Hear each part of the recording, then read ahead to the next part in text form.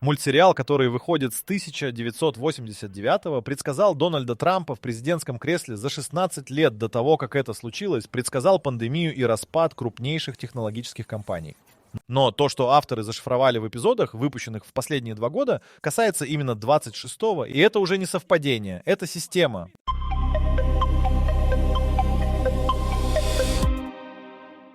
Начнем с самого очевидного. В эпизоде 32-го сезона, вышедшем в 21-м, Гомер смотрит телевизор, где диктор произносит фразу про новый мировой порядок цифровых денег, который наступит через 5 лет. 5 лет от 21-го — это 26-й. Именно в 26-м сразу несколько крупнейших государств планируют официально перевести национальные валюты в цифровой формат. Европейский цифровой евро, цифровой юань в полном масштабе, цифровой доллар на стадии законодательного закрепления. Все это запланировано именно на 26-й. Но авторы сериала не остановились на одном намеке. В том же сезоне есть сцена, где Лиза держит в руках газету с заголовком про великое переселение городов. Исследователи, которые занимаются разбором предсказаний сериала, установили точную дату выхода этого эпизода — февраль 22-го. На тот момент понятие «климатическая миграция» только начинало появляться в научных докладах. Сегодня Организация Объединенных Наций официально прогнозирует, что к 26 году число людей, вынужденных покинуть прибрежные города из-за подъема уровня моря, превысит 200 миллионов человек. Бангкок, Джакарта, Майами. В официальных отчетах эти города уже названы зонами критического риска именно на горизонте 25-27. Теперь про технологии. В 23-м сезоне есть эпизод, где Барт использует устройство, которое читает мысли и транслирует их напрямую на экран. Авторы нарисовали интерфейс с конкретным логотипом — синий круг с белой волной внутри. В 24-м году компания из Сан-Франциско представила нейроинтерфейс с практически идентичным логотипом. Клинические испытания на людях запланированы на 25-й, 26-й. Совпадение логотипа можно списать на случайность. Совпадение временного окна, да, уже сложнее. Отдельного внимания заслуживает эпизод про искусственный интеллект, вышедший в 23-м. Там показана сцена, где робот-судья выносит приговоры в суде без участия человека. На момент выхода это выглядело как гротеск. В 24 году сразу в 3 странах — Эстонии, Китае и Колумбии — были введены системы, где алгоритм принимает предварительные судебные решения по гражданским делам. Полный переход на такие системы в ряде юрисдикций запланирован на 26-27. Самое тревожное совпадение касается продовольствия. В эпизоде 24-го сезона Мардж приходит в супермаркет, где половина полок пуста, а на ценниках написано «синтетический белок». Именно в 24-м году сразу несколько крупных продовольственных корпораций объявили о планах к 26-му году перевести не менее 30% мясной продукции на растительные и лабораторные заменители. Нидерланды уже законодательно ограничили животноводство. Аналогичные законопроекты рассматриваются в Германии и Канаде с целевой датой именно 26-й год. Это не просто совпадение тем. Это совпадение конкретных временных рамок, конкретных деталей и конкретных механизмов. И все они указывают на один и тот же год.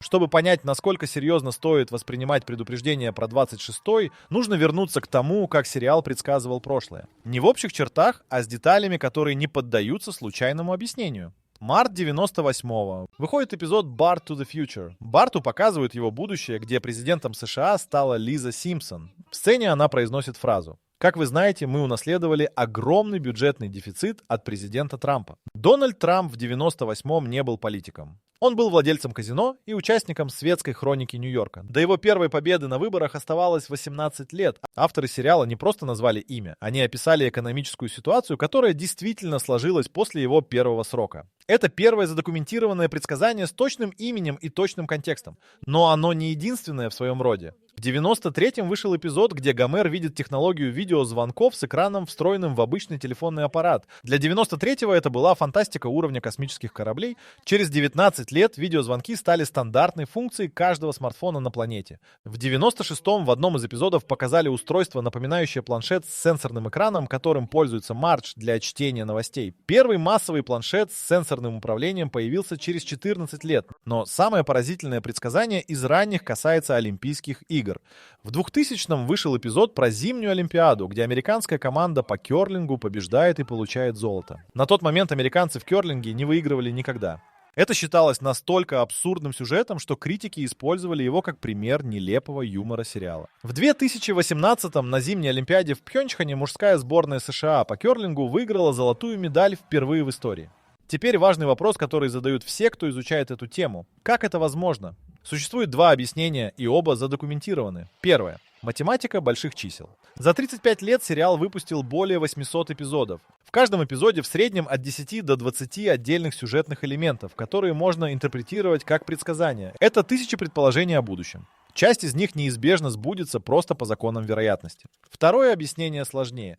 Среди сценаристов сериала работали и работают люди с академическим образованием в области экономики, социологии, политологии и технологий. Эл Джин, бессменный шоураннер с 93-го, имеет степень Гарварда. Несколько сценаристов имеют ученые степени в точных науках. Они не предсказывают будущее. Они анализируют существующие тенденции и доводят их до логического конца. То, что выглядит как мистика, на деле является качественным футурологическим анализом, упакованным в юмористический формат. Это объяснение работает для большинства предсказаний, но оно не объясняет Трампа в 98-м. И оно не объясняет то, что авторы зашифровали про 26-й в последних сезонах, потому что там детали настолько специфичные, что не вписываются ни в какую статистику больших чисел.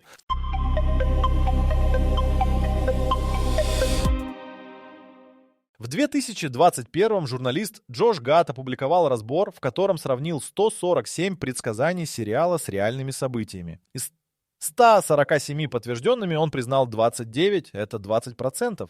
Для случайных совпадений аномально высокий показатель. Но дело не только в проценте попаданий. Дело в том, как именно сбываются предсказания. Когда сериал показал Трампа президентом, это было имя и должность. Когда сериал показал массовый видеозвонок, это была технология. Когда сериал показал победу США в керлинге, это был конкретный спортивный результат. 3 разные категории, 3 разных механизма предсказания, и все 3 сработали точно. Это означает, что авторы не используют один и тот же метод. Они работают сразу несколькими способами одновременно. Политический анализ, технологический прогноз и чистая статистика вероятности. Все это смешано в одном сериале так, что отделить одно от другого практически невозможно. Теперь про план. В 2019-м сценарист Дэн Гренони дал интервью, в котором сказал дословно следующее. Мы не предсказываем будущее. Мы описываем настоящее с задержкой. Это ключевая фраза.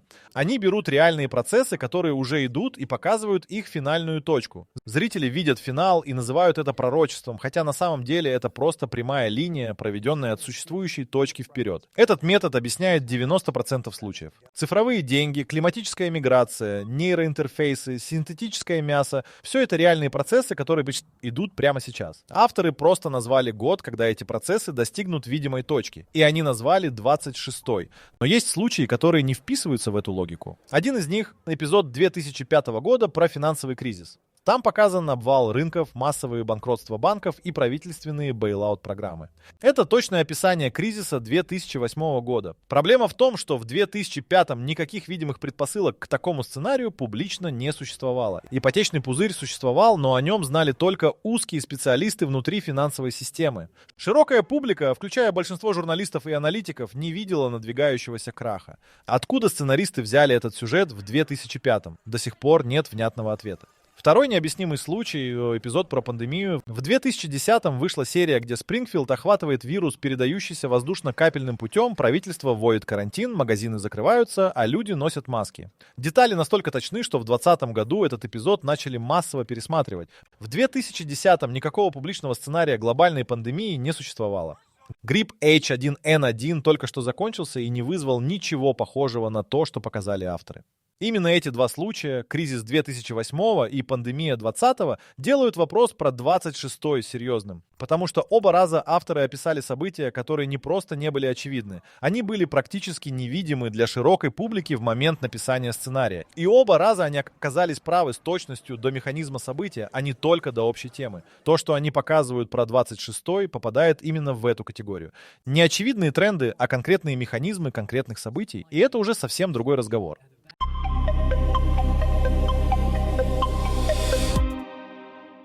В 2023 году сценарист Эл Джин дал интервью изданию, специализирующемуся на медиаанализе. Его спросили напрямую, знают ли авторы что-то, чего не знают зрители. Он улыбнулся и сказал, мы просто внимательно читаем газеты. Это был уклончивый ответ. Потому что то, что зашито в последних сезонах, не берется из газет. В 34-м сезоне, вышедшем в 23-м, есть эпизод, который прошел практически незамеченным. Гомер устраивается на работу в компанию, которая занимается управлением вниманием. Его задача — определять, какую информацию люди должны видеть первой, а какую не видеть вообще. В одной из сцен его начальник произносит фразу: «К 26 году 80% новостей будут написаны без участия человека, и никто не заметит разницы». Это не абстрактная шутка. Это описание конкретного технологического порога, который зафиксирован в докладах сразу нескольких медиаисследовательских организаций как целевой показатель именно на 25-26 год. Но авторы спрятали в этом эпизоде кое-что еще. На стене офиса, где работает Гомер, висит карта мира. На ней несколько регионов закрашены красным. Исследователи, покадрово разобравшие эпизод, установили, что красным закрашены северо-восточное побережье США, Центральная Европа, восточное побережье Китая и западное побережье Австралии. Это именно те регионы, которые в докладе Всемирного экономического форума 2024 года названы зонами наибольшей социальной нестабильности на горизонте 25-27. Совпадение карты из мультсериала и карты из закрытого доклада международной организации объяснить случайностью невозможно. Второй скрытый элемент находится в 35-м сезоне. В эпизоде про школу Лиза получает задание написать эссе на тему «Мир в 2026». Ее текст зачитывают вслух, и в нем есть конкретные утверждения. Единая система биометрической идентификации в 32 странах, обязательная углеродная квота для каждого гражданина и первый официально признанный случай передачи власти от человека к алгоритму на муниципальном уровне. Все 3 пункта, не выдумка сценаристов. Биометрическая система уже внедрена в 24 странах и расширяется. Углеродные квоты для граждан обсуждаются в парламентах Великобритании и Германии с конкретной датой введения — 26-27. Передача муниципальных решений алгоритмам уже тестируется в нескольких городах Японии и Нидерландов. Авторы не просто угадали направление, они назвали конкретные цифры. 32 государства, конкретный уровень внедрения, конкретный административный уровень передачи полномочий. Это не тренд-анализ. Это либо очень глубокое знание закрытых международных документов, либо что-то, для чего у нас пока нет удобного названия. Наконец, самый тихий и самый тревожный скрытый элемент. В финальной сцене того же эпизода 35-го сезона Гомер сидит перед телевизором. Экран показывает новостной выпуск, который длится ровно 3 секунды экранного времени. Покадровый анализ показал, на экране видна дата, 26-й год, 3-й месяц, и заголовок новости, который обрывается на полуслове. Видна только первая часть. Глобальное соглашение о... Дальше кадр обрывается. Авторы намеренно не показали конец заголовка. Это единственный случай за всю историю сериала, когда текст на экране внутри эпизода намеренно обрезан так, что его невозможно дочитать.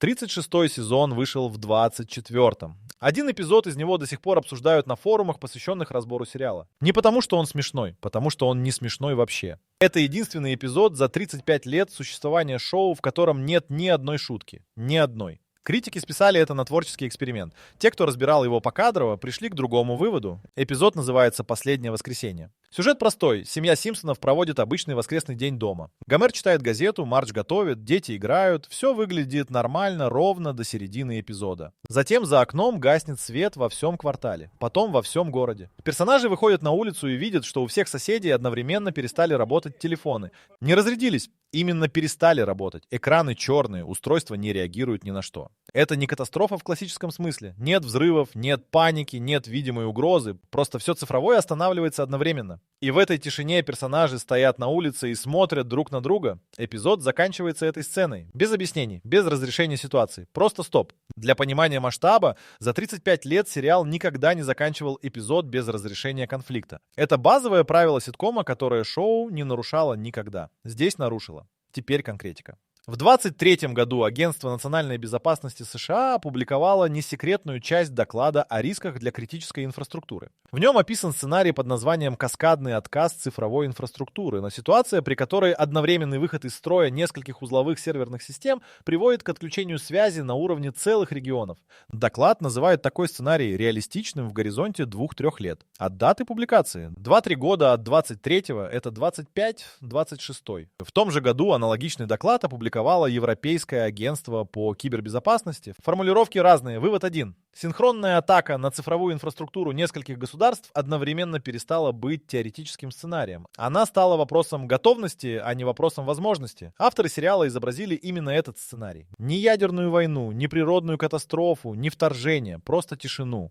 Просто черные экраны. И семью, которая стоит на улице и не знает, что делать дальше, потому что все, на чем держится их повседневная жизнь, перестало работать в одну секунду. Детали эпизода добавляют точности. В одной из сцен Барт пытается запустить старый аналоговый радиоприемник, который нашел в подвале. Приемник работает. Это единственное устройство в эпизоде, которое работает. Это не случайная деталь. Это прямое указание на то, что сценарий не про природные явления. Природное явление вывело бы из строя и аналоговую технику. Здесь отключилось только цифровое. Это описание целенаправленной атаки на цифровую инфраструктуру, а не стихийного события. Последняя деталь, которую заметили только при покадровом просмотре. Когда семья выходит на улицу и смотрит на темный город, на небе видны звезды. Это нормально. Но среди звезд художники-аниматоры разместили созвездия в конфигурации, которая соответствует ночному небу над Центральной Европой в марте. Не над Спрингфилдом, который расположен в США. Над Центральной Европой. В марте. В каком году? Не указано. Но другие детали уже указали достаточно точно.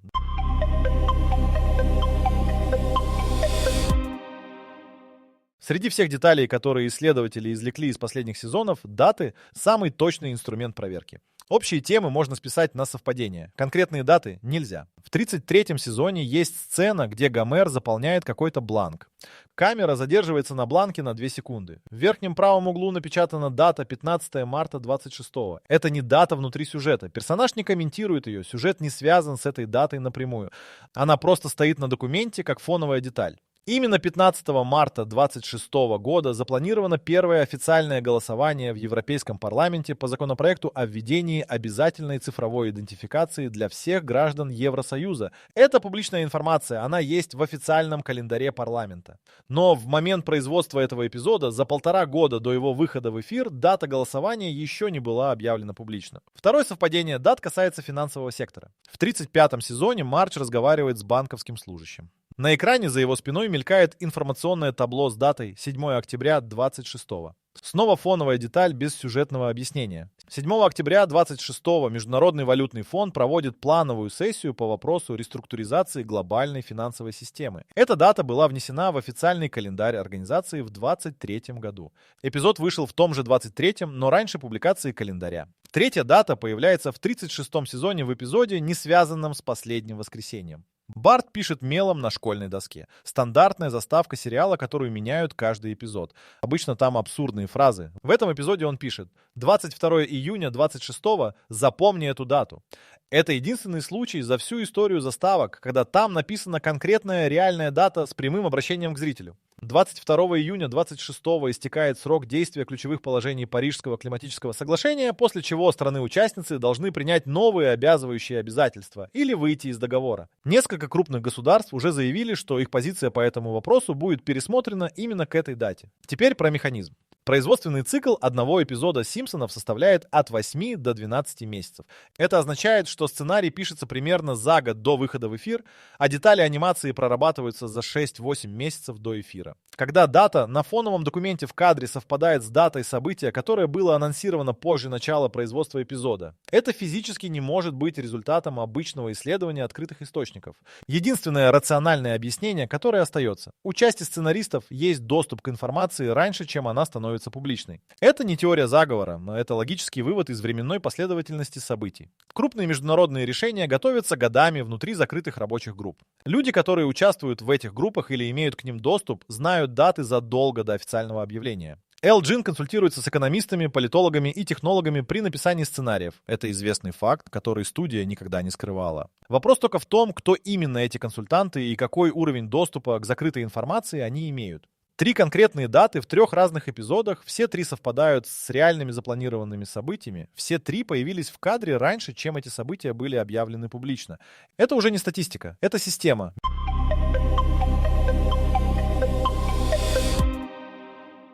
Если собрать все, что авторы показали про 26-й год, в единую картину, получается не набор разрозненных предсказаний.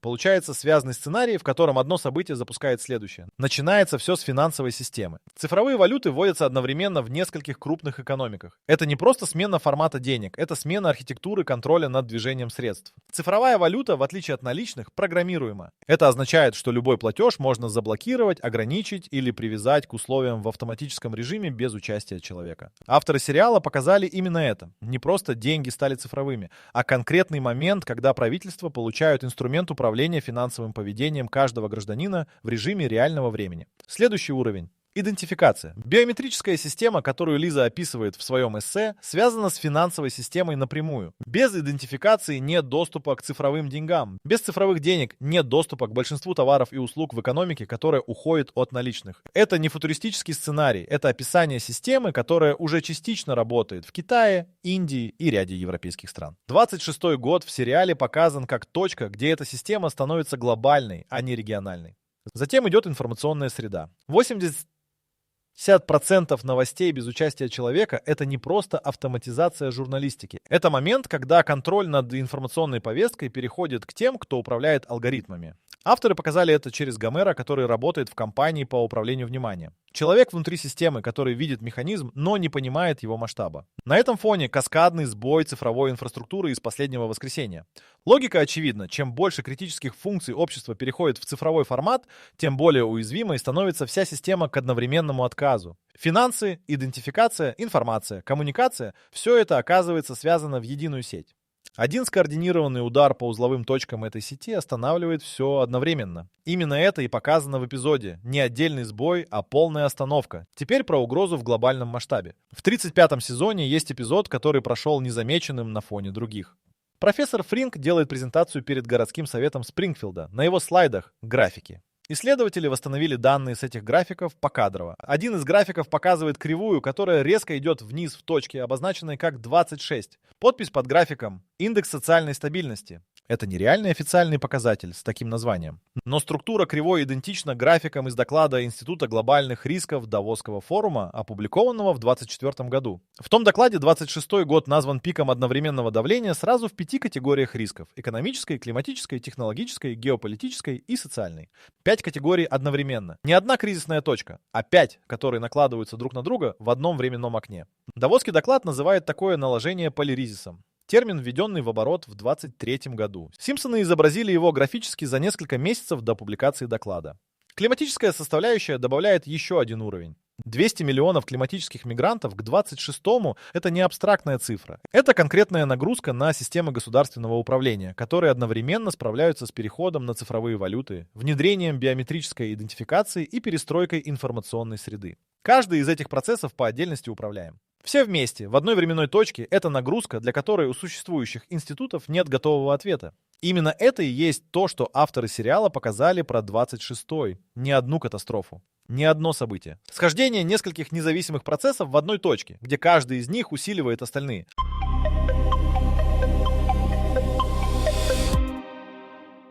Есть один эпизод, о котором почти не говорят публично. Не потому, что его сложно найти. Он доступен на стриминговых платформах, как обычная серия.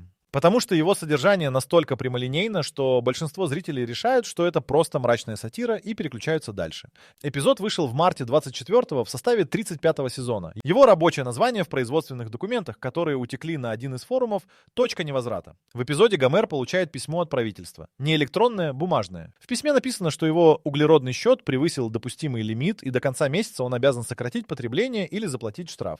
Гомер не понимает, что такое углеродный счет. Он идет в муниципальное управление за объяснением. Там ему показывают экран, на котором отображается вся его активность за последний месяц. Сколько километров он проехал на машине, сколько мяса съел, сколько электричества потратил, сколько раз летал самолетом. Каждое действие переведено в углеродные единицы. Сумма единиц определяет его социальный статус и доступ к государственным услугам. Гомер спрашивает: кто разрешил вам это отслеживать? Чиновник отвечает: вы сами. В пользовательском соглашении вашего смартфона, пункт 47, подпункт 3. Зал смеется. Но это не шутка, да, это точное описание механизма, который уже закреплен в законодательных инициативах нескольких европейских государств под названием «Персональный углеродный бюджет». Великобритания тестировала эту концепцию в 23-м. Нидерланды включили ее в долгосрочную климатическую стратегию с целевым годом внедрения — 26-28. Но кульминация эпизода не в этом. В финальной сцене Гомер возвращается домой и обнаруживает, что его карточка заблокирована. Не банковская. Единая карточка гражданина, которая в мире этого эпизода совмещает функции удостоверения личности, платежного средства и пропуска. Заблокирована автоматически, потому что алгоритм зафиксировал превышение лимита. Гомер не может купить еду, не может войти в государственное учреждение, не может оплатить проезд. Он звонит на горячую линию. Автоответчик сообщает, что среднее время ожидания оператора 14 рабочих дней. Марч спрашивает: что нам делать? Гомер смотрит в камеру и молчит. Эпизод заканчивается. Второй раз за историю сериала. Финал без разрешения конфликта. Теперь самое важное. В 2024 году Европейская комиссия опубликовала технический регламент системы цифровой идентификации, которая объединяет финансовые данные, биометрию и данные о потреблении в единый профиль гражданина. Документ насчитывает 480 страниц. На странице 112 описан механизм автоматической блокировки доступа к услугам при нарушении установленных параметров. Формулировка в документе и сцена в сериале описывают один и тот же алгоритм. Слово в слово. Эпизод вышел в марте 24-го. Технический регламент был опубликован в июле 24-го. Производство эпизода завершилось не позднее августа 23-го. Документ на 480 страниц с конкретным механизмом блокировки был написан раньше своей официальной публикации. Такие документы готовятся годами внутри рабочих групп. Кто-то, кто имел доступ к этому документу до его публикации, передал его содержание сценаристам. Или сценаристы сами участвовали в его создании. Третьего варианта нет. До 26 года остается меньше 2 лет. Все процессы, которые авторы показали в сериале, уже запущены. Цифровые валюты внедряются. Биометрические системы расширяются. Углеродные квоты обсуждаются в парламентах. Алгоритмы получают административные полномочия. Информационная среда автоматизируется. Каждый из этих процессов идет по графику, который совпадает с тем, что нарисовали аниматоры на фоновых деталях эпизодов, которые большинство зрителей даже не заметило. Симпсоны не пугают. Они документируют.